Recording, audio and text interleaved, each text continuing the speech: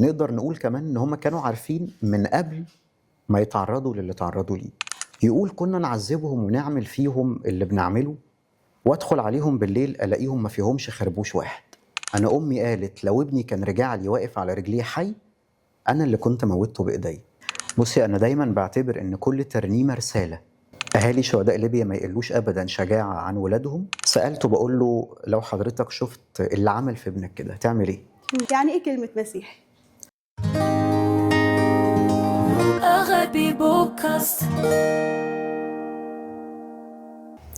اهلا بكم في حلقة جديدة من برنامج اغابي بودكاست. الحلقة المرة دي حلقة استثنائية بتتكلم عن عمل فني روحي وعمل فني هادف. بيتكلم عن شهداء العصر الحديث وبالأخص شهداء ليبيا. وضيفنا النهاردة ضيف مميز جدا، اشتهر بكتابة ترانيم وروايات وأوبريتات زي الأوبريت اللي احنا هنتكلم عنه في الحلقة دي، وهو أوبريت زمن الأبطال. معانا الشاعر الجميل مينا مجدي. ازيك يا مينا؟ الحمد لله، انا مبسوط جدا ان انا معاكي النهارده. انا اكتر مبسوطه، ويا رب تبقى حلقه جميله تعجب الناس والناس تستفاد منها. اتكلمنا عن اوبريت زمن الابطال لكورال اغابي. خد منك وقت قد ايه في التحضير؟ ايه مدى الصعوبات اللي انت قابلتها وانت بتكتب اوبريت عظيم زي ده؟ وقول لنا ازاي قدرت توفق ما بين الاحداث دي كلها اماكن مختلفه، فئات عمريه مختلفه، تفاصيل مختلفه مع الترانيم. ازاي قدرت تعمل ده كله؟ هقول لك حاجه، يمكن انا من اول ما ابتديت اكتب في الوقت ده كانت تقريبا اول حدث يمر على الكنيسه كان وقتها نجا حمادي. فانا عشت الاحداث دي من بدايتها، وكنت بتاثر بكل موقف بنمر بيه. يعني افتكر كتبت حاجه وقتها لشهداء نجا حمادي. بعد كده كان حادث كنيسه القديسين، تاثرت برضو، كتبت قصيده افتكر كان اسمها كيريا ليسون، ويعني وقتها كنت يا دوب بنشرها عندي على السوشيال ميديا وهكذا. وفيما بعد العشر سنين اللي مروا بعد كده كان كل حدث يعني بيحصل للكنيسة أنا كشاعر وككاتب بتأثر بيه طبعا، فبحب إن أنا أقدم اللي جوايا. فأنا بطبيعتي بحب أدخل جوه تفاصيل الحكاية، مش بحب يعني أبص على العناوين بس كده من بره. فكل حدث كان بيحصل كنت بتأثر بيه، وكنت بحب كمان أقرأ عن الشهداء دول وتفاصيلهم وحكاياتهم وشخصياتهم المختلفة. فبقول ما عندي حلم من زمان، يعني كنت بقوله لنفسي ان انا نفسي ان انا اوثق حكاية كل الشهداء دول من البداية للنهاية، لان احنا الجيل اللي شافهم بعينيه، فده واجب علينا ودورنا ان احنا نقدم حكايتهم للاجيال اللي جايه، بالظبط زي اللي كانوا معاصرين لماري جرجس وماري مينا وشهداء الكنيسه الاوائل، دول اللي وصلوا لنا لحد دلوقتي القصص والحكايات دي. فكان عندي الرصيد. اول ما لقيت الخادمه الجميله والاخت والصديقه العزيزه اماني فوزي بتكلمني بتقول لي مين عاوزين نكتب اوبريت عن شهداء الكنيسه، حسيت بفرحه لان ده حلم شخصي بالنسبه لي. فكنت بكتب من قلبي برغم من ان الموضوع كان قد ايه صعب، لان طبعا اجمع كل دول في عمل واحد من ساعه ونص لساعتين بالكتير صعب طبعا مع الترانيم، وكل ترنيمة ليها الحدث بتاعها والقصة بتاعتها، فعشان كده بسألك ازاي قدرت تعمل ده. أكيد. صعب جدا. هو الصعب في التوليفه، لكن الموضوع بالنسبه لي كان سهل لاني كنت بقدم في كل مشهد يعني موقف بسيط. لو هتكلم كل شخص فيهم يستحق عمل كامل لوحده لانهم مليانين اسرار، كل ما بندخل جوه قصتهم اكتر كل ما بنتفاجئ يعني. طبعا يا مينا انت شاعر حساس جدا، فان انت بتقول ان كل حدث حصل اثر فيك، طبعا ده بان جدا في الكتابات اللي انت كتبتها والترانيم جوه الاوبريت. بس انا محتاجه اعرف انت ايه اكتر حدث او قصه اثرت فيك جدا؟ خلينا نقول ان كلهم بلا استثناء ليهم مكانة عندي، كلهم مرتبطين او مرتبط بيهم وجدانيا، الا ان اكتر يعني نقدر نقول اكتر شهداء كانوا بالنسبة لي لغز. كنت عاوز اعرف هم مين دول وجايبين القوة دي منين. واعتقد لغز بالنسبة لكل اللي اتفرج على الفيديو بتاعهم هم طبعا شهداء ليبيا، لان دول فئة جديدة بالنسبة لنا. دول عمال، ناس بسيطة، مغتربين ما نعرفش عنهم حاجة، فجأة ظاهرين في فيديو واقفين كده زي الأسود وبيتعرضوا للذبح بشكل موثق. يمكن كل الشهداء اللي قبلهم أو اللي بعدهم ده ما حصلش معاهم. عرفنا إزاي تم استشهادهم بس ما شفناش ده بعينينا لأن الموضوع كان صعب. في ناس كانت شهود عيان على الأحداث دي، لكن شهداء ليبيا طبعا العالم كله اتفرج وشاف، وكان الأمر يعني صادم للكل.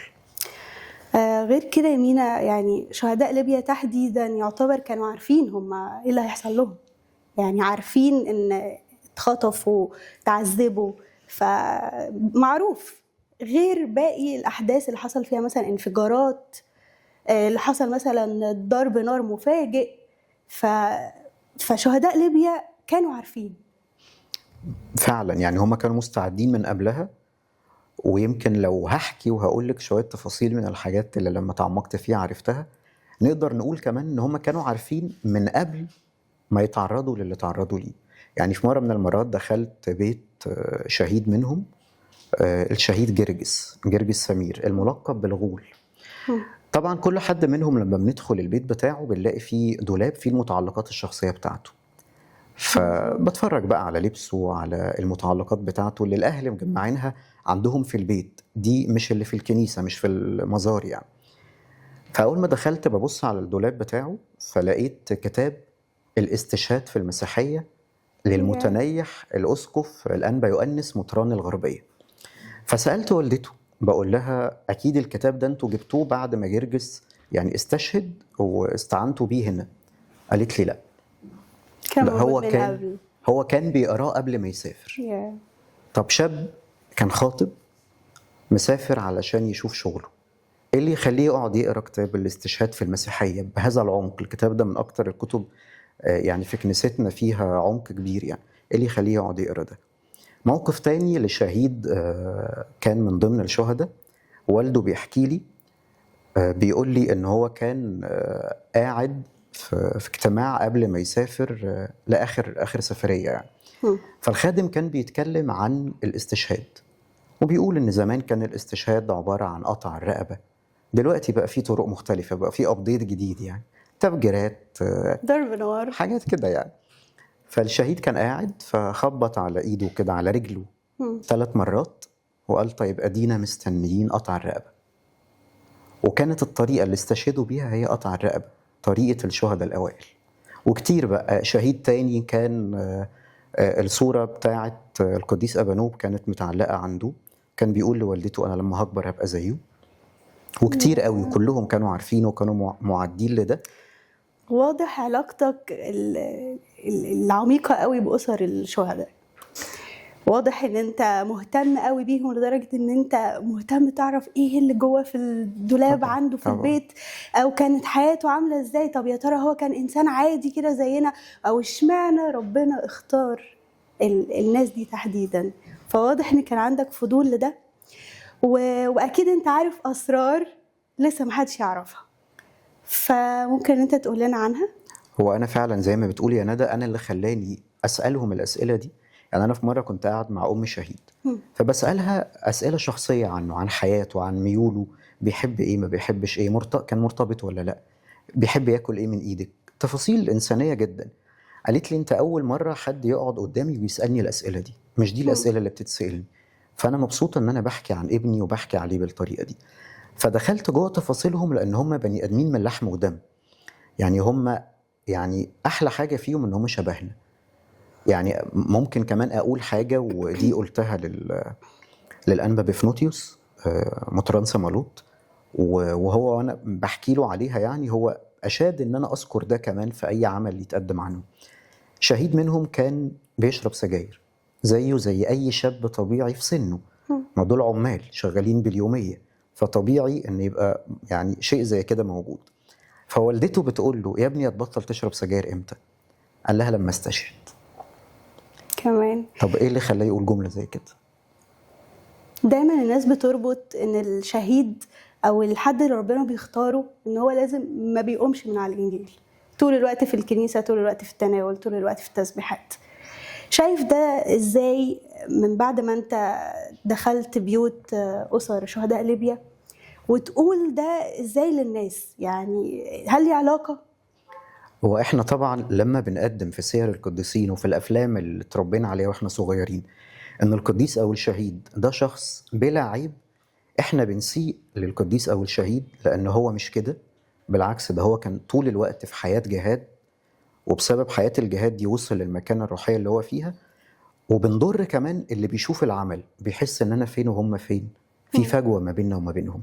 يمكن شهداء ليبيا بني ادمين طبيعيين جدا جدا، مروا بكل اللحظات الضعف البشري اللي ممكن كلنا نمر بيها، لكن اشهد ان كلهم كانوا شبه بعض في حاجة، كلهم كان عندهم امانة روحية.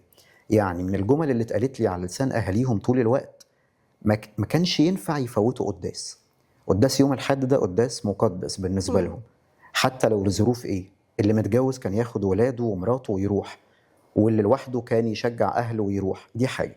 الحاجة التانية، ودي حاجة كانت محيرة جدا بالنسبة لي، كانوا بيحبوا جدا جدا يتفرجوا على افلام القديسين والشهداء، واللي ما يتفرجش يقول لصاحبه احكي لي في فيلم اتعرض امبارح على CTV او اغابي، الفيلم ده قول لي حصل فيه ايه، يلا نتفرج عليه مع بعض.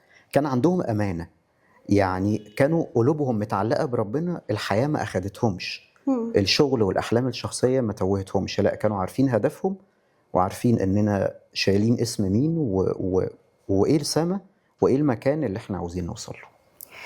يعني ربنا في الاخر بيبص على القلب، طبعا مش طبعا. بيبص انت بتعمل ايه او انت بتروح الكنيسه، عدد الكنيسه يعني عدد مرات الكنيسه اللي انت بتروحها كم مره، قرايتك للانجيل كم مره. ربنا في الاخر بيبص على الحاجه الصادقه اللي انت عملتها.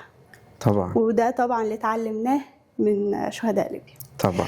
لفت نظري الشاب الاثيوبي اللي كان وسطهم، وانه كان عنده فرصه ان هو يهرب، او كان عنده فرصه ان هو يطلع من الموضوع ده، لكن لما شاف ايمان باقي الناس اللي كانوا موجودين معاه اتشجع وايمانه بقى قوي جدا، وكان ممكن ان هو يهرب. تشوف ده ازاي؟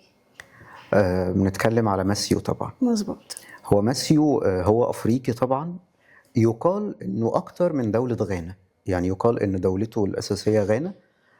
وقتها كان داعش بيقبضوا على اي حد موجود في ليبيا، وكان السجون كانت على اخرها. ففي سجن كان موجود فيه 20 قبطي، دول كانوا موجودين في سجن واحد، وقبضوا على ماسيو وهو ومجموعة تاني من صحابه، وما كانش فيه مكان، فقالوا له خليك النهاردة مع الجماعة دول. احكي لك موقف وهرجع للموضوع بتاع ماسيو تاني. تمام. وانا قاعد مع والد الشهيد جرجس، فلقيته بيحط ايده، هو بالمناسبة شاعر وبيكتب اشعار روحية وسمعني حاجات جميلة قوي، فحط ايده في جيب الجلابية وطلع فلاشة. قال لي خد الفلاشة دي خليها معاك واتفرج عليها لما تروح. قلت له دي فيها ايه؟ قال لي لما تفتحها هتشوف، انا مش هعرف احكي لك، بس هو عموما ده فيديو مصور هنا عندنا في الشقة في نفس المكان اللي انت قاعد فيه دلوقتي، لخادم كان في ليبيا وكان قاعد هنا بيزورنا، وهتسمع الكلام اللي هو قاله. روحت على طول قبل ما انام، يعني حطيت الفلاشة في اللاب وابتديت اتفرج. لقيت خادم بيقول الآتي، بيقول ان انا خادم في ليبيا واخويا كاهن هناك. ففي مرة من المرات لقيت حد اسم معروف في المنطقة، حد غير مسيحي، بيكلمني بيقول لي انا عايزك، انا عندي الحد ده يعني تقريبا عليه شياطين، فعايزك تيجي علشان تصلي له وتخرج اللي عليه. فقال له طب انا اعمل كده ليه؟ انا مش في ايدي ان انا اعمل ده. قال له ما انتوا عندكم اب كاهن اسمه ابونا مكاري بيعمل كده. فقال طب انا لو شرحت له وقلت له دلوقتي ان دي مواهب ومش كل الناس بتبقى عندها نفس الموهبة، هيقول لي ايه؟ فقلت خلاص، ده راجل ليه مكانة كبيرة عندنا وراجل بنقدره وبنعزه جدا، فهروح اشوف ايه الموضوع. وقد كان راح قعد قدام الشاب اللي بيقول له ان عليه شياطين، فبيتكلم معاه. قال له مالك؟ انا قلت يعني هو بيقول على لسانه، قلت انا اتكلم معاه ادردش معاه بس واصلي له وامشي. عارف منه ان هو كان الحارس اللي على البوابة بتاعة الزنزانة لل21 شهيد شهداء ليبيا. وقال له الجماعة دول هم اللي عملوا فيا كده. قالوا له عملوا فيك ايه؟ قال له حاسس ان انا بقيت بيحصل لي تهيؤات، حاسس ان انا متأثر نفسيا جدا، عايز يتكلم، مش قادر ارجع لطبيعتي. قال له ايه اللي حصل؟ قال له كنا نبهدلهم ونعدمهم العافية ليل نهار ونعذبهم عذابات قد كده، وبالمناسبه كان بيتعمل بروفات، يعني هم ما اتقطعش رقبتهم مره واحده، مظبوط. كان بيقول لهم يلا هننزل دلوقتي مظبوط. هنذبحكم. لا كان في ترتيبات وتدريب طبعا، وده طبعا كان تاثيره النفسي كان بشع، يعني حد طبعا. السيف على رقبته او هو مش السكينه عارف هو وفجاه هيموت ولا لا كمان. لا مش دلوقتي. وكان بيعذبوهم عذابات صعبه، كانوا بيشيلوهم مثلا اشوله رمل يعني ضخمه جدا على كتافهم، وهم يعني بعد ما بيقلعوهم اللبس في حراره صعبه جدا، على يعني هم ماشيين كمان حافين على الرمله وهكذا، واللي كان بيقع كان بيتضرب، وعذابات مختلفه. يقول كنا نعذبهم ونعمل فيهم اللي بنعمله، وادخل عليهم بالليل الاقيهم ما فيهمش خربوش واحد، فاتجنن، احس ان انا اللي فيها مشكله. يبقوا ميتين وتعبانين جدا ومتاثرين قوي جسديا، واسمعهم بيقولوا كلمه كل ما بتتقال الكلمه دي كانها بتجنني، يعني مش بقدر اسمعها. فقال له كلمه ايه؟ قال له ايسون. قال له كرياليسون. قال له ايوه هي الكلمه دي، كل ما بسمعها جدتي ما بتستحملش. وفي مره من المرات هم كانوا 21، دخلت عليهم لقيتهم واقفين بيقولوا الكلمه دي ومعاهم واحد تاني كان في النص. وفي مره تاني دخلت لقيت معاهم واحد تاني، فقال له مين؟ تقدر تقول لنا مين؟ قال له ما اعرفش، بس واحد فيهم كان بيقول له تقريبا ابو سفيان. قال له ابو سفين؟ قال له ايوه هو ده ابو سفين. فالراجل ما قدرش يستحمل الحاجات دي. ماسيو شافها، شاف الحاجات دي بعينه، شاف ازاي الرجاله دول كانوا ثابتين على موقفهم وكانوا شجعان. فانا اعتقد ان اسم ماسيو تم اطلاقه عليه لارتباطه بقصه متى العشار، لما شاف السيد المسيح وفجاه قال له اتبعني، فساب كل حاجه ومشي. ماسيو ما كانش من خلفيه مسيحيه. ماسيو لما شافهم مشي ورا السيد المسيح وقال لهم الهكم الهي، وزي ما انتم هتموتوا انا برضو هموت على نفس اسم هذا الاله. يعني قصتهم مؤثرة جدا جدا جدا، وعظة ودرس لكل حد بيسمعها. لفت نظري ان في الاوبريت الترنيمة بتاعت مشهد شهداء ليبيا تحديدا هي زمن الابطال. هل دي كانت صدفة؟ لا ما كانتش صدفة، كان طبعا يعني انا كنت قصدها، لان شهداء ليبيا هم بقيوا البرواز بتاع كل الشهداء. حتى الكنيسة اختارت العيد الخاص بالشهداء بقى خاص بشهداء ليبيا، يعني على اسمهم، بس هم أيقونة كل الشهداء المعاصرين. وافتكر موقف برضو ان قداسة البابا توادرس كنت معاه في مرة في لقاء، فقال لي اي سفير دولة اجنبية بيجي لي اول حاجة بيسأل عليها في مصر شهداء ليبيا. احنا قد ايه فخورين بيهم وقد ايه بنحبهم وقد ايه بنتكلم عنهم بره. مين كان يصدق ان عمال صعايدة منهم كتير قوي أميين يكونوا سفراء للكنيسة الأرثوذكسية بره نطاق مصر؟ فطبعا لازم نبقى بنبروزهم برضو، لأن هم أيقونة الشهداء يعني. طبعا بالنسبة للكنيسة الأرثوذكسية حاسين بفخر، فخر كبير. وطبعا يعني حتى أسرهم برغم تأثرهم الشديد باللي حصل وإن هم ما يقدروش يعني مجرد السمع بس للأحداث دي كلها يوجع القلب، فما بالك بقى أسر الشهداء.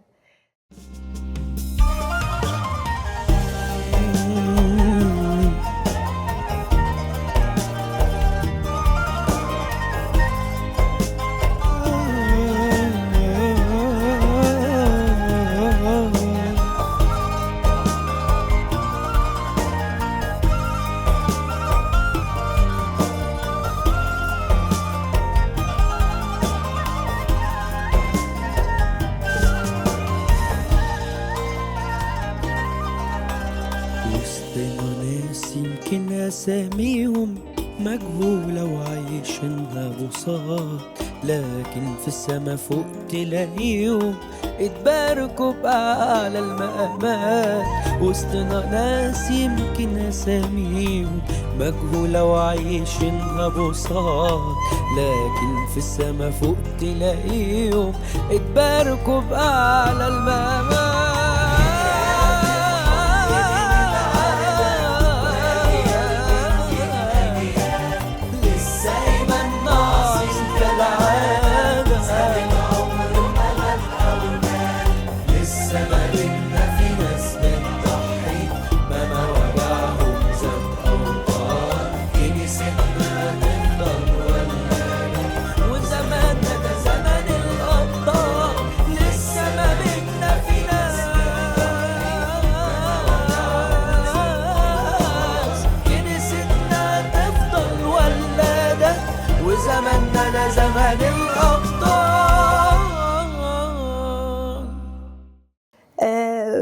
بس اكيد هما فرحانين ومبسوطين.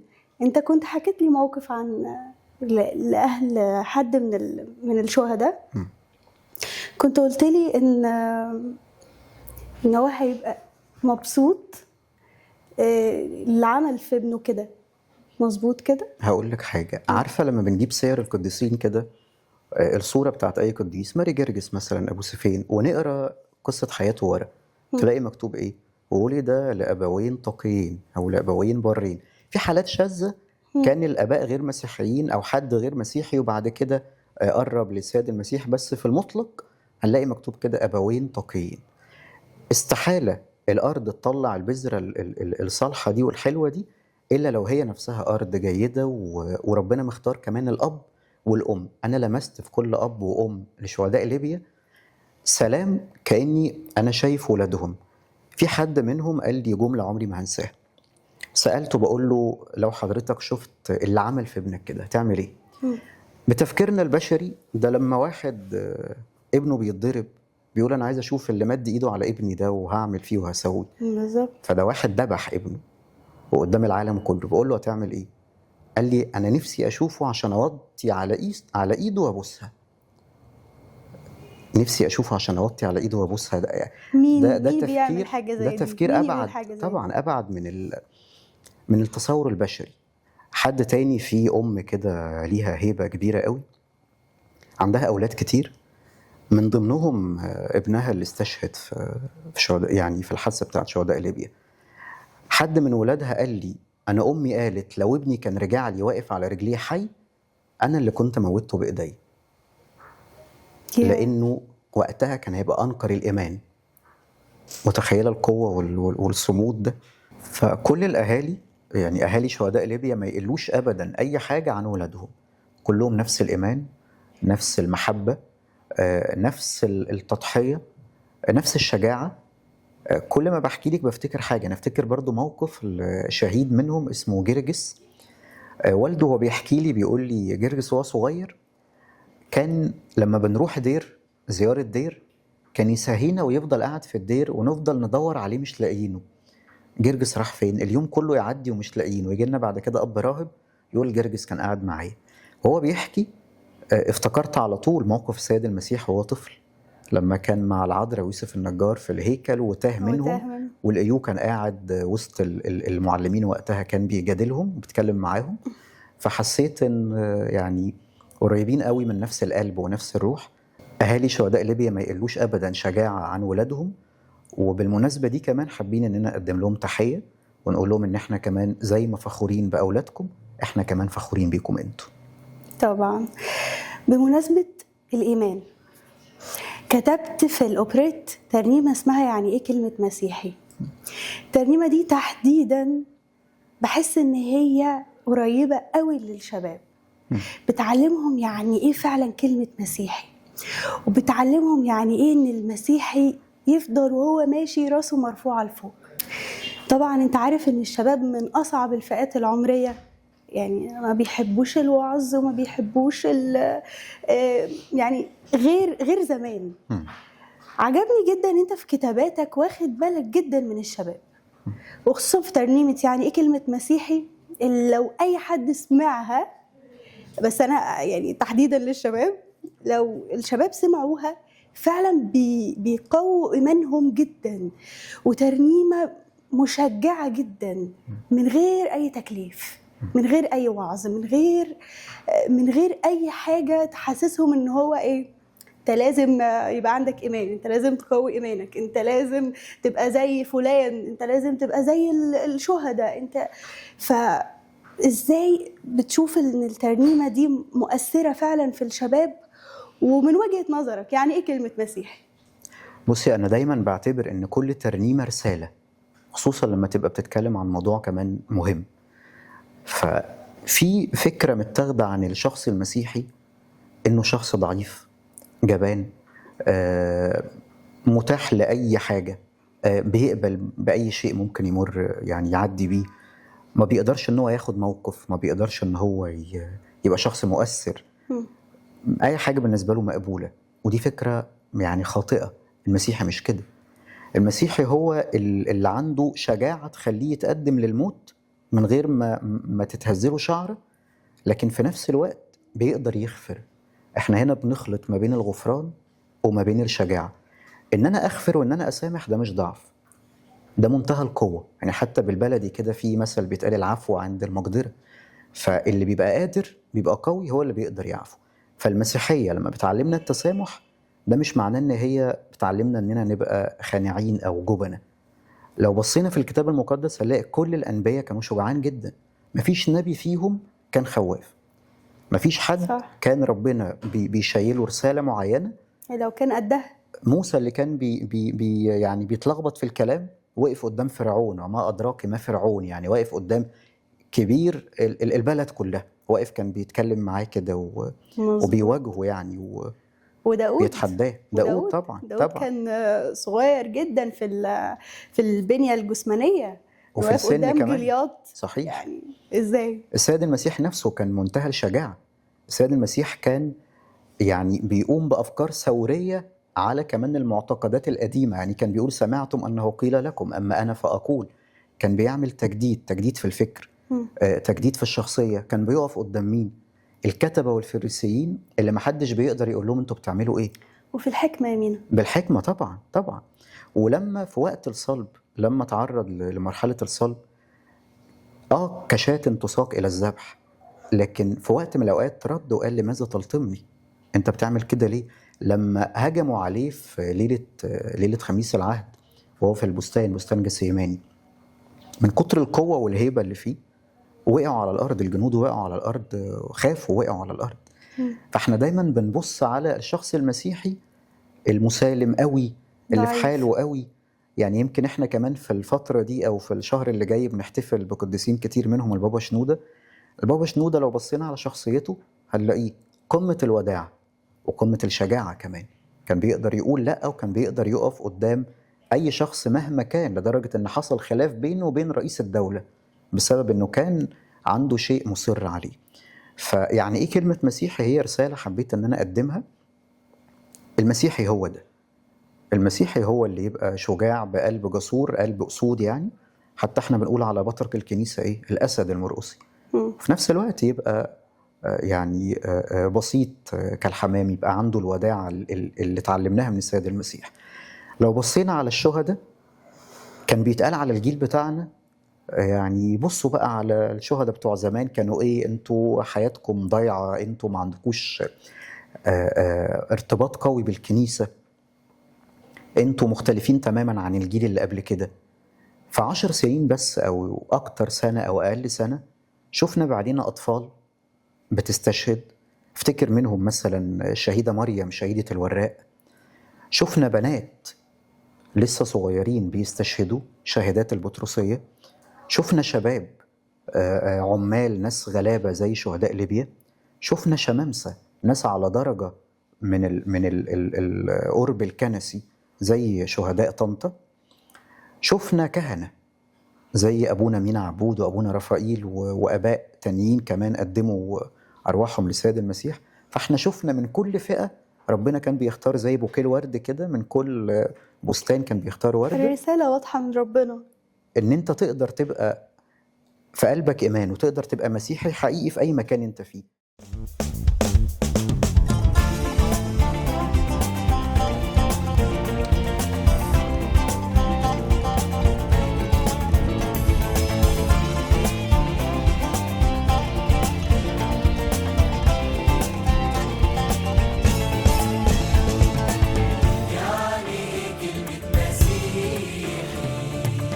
يعني لما بصلي تتنقل الجبال، عمره ما يعرف لا يأس ولا محال.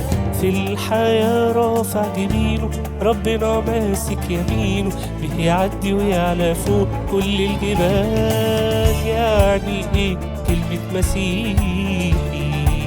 يعني لما يصلي تتنقل الجبال، عمره ما يعرف لا ياس ولا محال. في الحياة رافع جبينه، ربنا ماسك يمينه، بيعدي ويعلى فوق كل الجبال.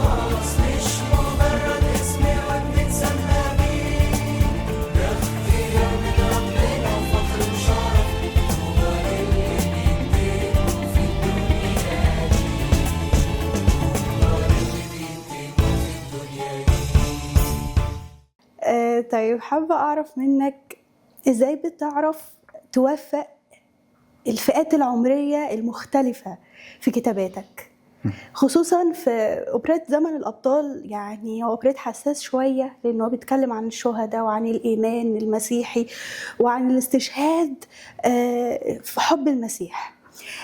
إزاي وإنت بتكتب بتعرف تختار الألفاظ والحبكة الدرامية اللي تناسب كل الفئات العمرية؟ انا دايما وانا بكتب يعني اول حاجه بعملها ان انا بكتب من قلبي. ما بحبش اجمع كلام وارص كلام علشان الكلمه تبقى شكلها حلو. اللي من القلب بيوصل للقلب على طول. فكل ترانيم الاوبريت ده انا كان في معادله كنت قاصد ان انا اعملها ونشكر ربنا حصلت. في ترانيم خاصه بالشهداء، ترانيم يعني زي نسجد لاسم الثالوث مثلا، وزي زمن الابطال ذكرت فيها اسماء شهداء. وفي ترانيم تانية نسمعها في اي وقت وفي كل مكان. منهم بما اننا مع بعض النهارده منهم مثلا ترنيمه بشكرك اللي كانت في مشهد شهادات البطرسيه، وانتي قلتيها باداء جميل قوي وباحساس هايل كعادتك طبعا. الترنيمه دي قريبه برضو من قلبي، وكنت قاصد احطها في المشهد ده لان في ترانيم بنتكلم فيها عن اللي سبقونا فوق، وفي ترانيم بتبقى رسائل للي موجودين هنا لسه، اننا ازاي نقدر نقدم لربنا شكر مهما كنا في اي وضع يعني. بالظبط. برغم ان الترنيمه بتاعت بشكرك مش مكتوب فيها رساله واضحه او حاجه، يعني في المشهد بتاع شهداء البطرسيه الترنيمه مش بتتكلم عن شهداء البطرسيه، لكن هي رساله زي ما انت ما بتقول. كنت انت حابب تقدم رساله معينه، وهي ان احنا نشكر ربنا في كل الاوقات على كل الحاجات اللي بيبعتها وعلى كل الحاجات اللي مش بيبعتها، على كل الابواب اللي بيفتحها وكل الابواب اللي بيقفلها. صحيح. وفي كل الاوقات. صحيح. فأوبريت زمن الأبطال كان فعلا بترانيم وبكل حاجة كانت رسائل واضحة منك للناس، وكمان رسائل كطبطبة لأهالي الشهداء، زي مثلا نسجد لاسم الثالوث اللي اتقالت في آخر الأوبريت. اتكلمت فيها عن كل الأحداث اللي تخص شهداء العصر الحديث كلها بطريقة حلوة، كمان على لحن نسجد لاسم الثالوث اللي كلنا بنحبه وكلنا عارفينه. ايه شعور الأهالي وهي بتشوف حاجة زي كده وبتسمع حاجة زي كده؟ حتى كمان في الآخر جبنا بابا يسوع وجبنا ماما العذراء جنبه وعملنا زي ايه كل الشهداء متجمعين حواليه في السماء.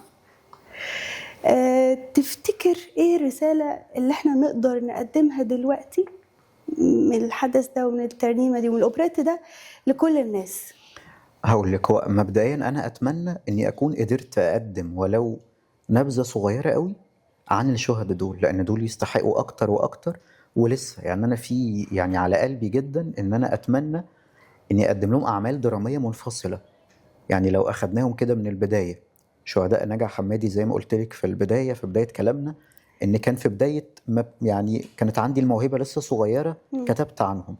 شهداء القديسين والحاله تعمل لكل حدث كل شهداء عمل بتاعه ينفع يتعمل لهم عمل خاص ليهم هم بتاعهم هم.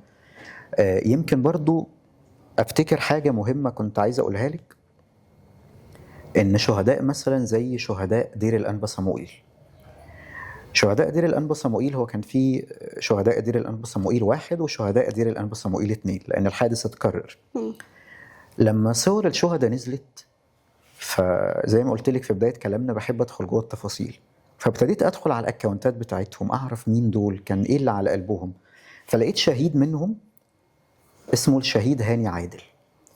الشهيد ده انا شفت حاجه خلت جسمي اشعر وحسيت كانه بيبعت لي رساله. لقيت الاكونت كله بتاعه عباره عن اشعار انا كاتبها. اكتشفت ان هو كان من اللي بيحب قوي الحاجه اللي انا بكتبها، كان بينشرها عنده بيعمل لها شير وهكذا. فقلت يعني ده انا حبي ليكم مش من فراغ، ده في محبه حتى لو الوشوش ما اتقابلتش. انا حاسس ان انا يعني في مسؤوليه جوايا ان انا عايز اقدم كل قصه حياتهم، عايز اتكلم عنهم، عايز العالم كله يعرفهم، لان دول اكتر شهاده عن المسيحيه. يمكن برضو خليني اقول لك حاجه، ان في الفتره بتاعه من اول 2011 او قبلها لحد فتره كورونا، المرحله دي عدينا بتغييرات سياسيه كتيره جدا واحداث صعبه وثورتين ووباء وحروب وحاجات كده يعني. دايما في كتب التاريخ يعني بنتعلم كده ان في لحظات الثورات بيحصل زي خلل في المجتمع، كل الحاجات الغلط بتطلع على السطح وبنلاقي ان الاخلاق اتغيرت، المبادئ تراجعت. يعني ده دايما كده متعودين عليه في اي دولة في العالم، واحنا ما عملناش ثورة واحدة، ده كانوا ثورتين في خلال يعني 3 سنين ورا بعض. فاعتقد ان كانت مشيئة ربنا وارادته ان يحصل كده جوه الكنيسة، تحصل النهضة الروحية دي ونقدم كل اعداد الشهداء دول علشان نقرب من ربنا اكتر، يبقوا بالنسبة لنا قدوة ومثل، يبقى في شغف روحي، نبقى شايفين ان اللي زينا لما تعرضوا لمواقف صعبة قدروا ان هم يشهدوا باسم المسيح، بدل ما كنا تهنا في وسط العالم، تهنا في وسط المجتمع. فده فرق جدا جدا معانا على المدى البعيد كمان. يعني بعد كده لما هيتقال في السنكسار ان سنة كذا كان الشهيد كذا او الشهيدة كذا، احنا هنبقى فخورين واحنا بنحكي لاولادنا ان احنا عشنا في الزمن ده، زمن الابطال. طبعا.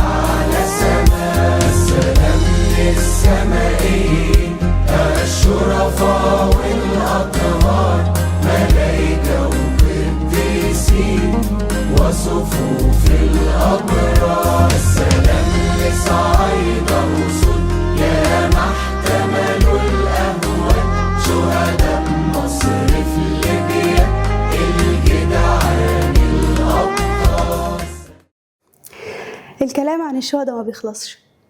شهداء ليبيا كان موقف، وطبعا غيرهم من الشهداء.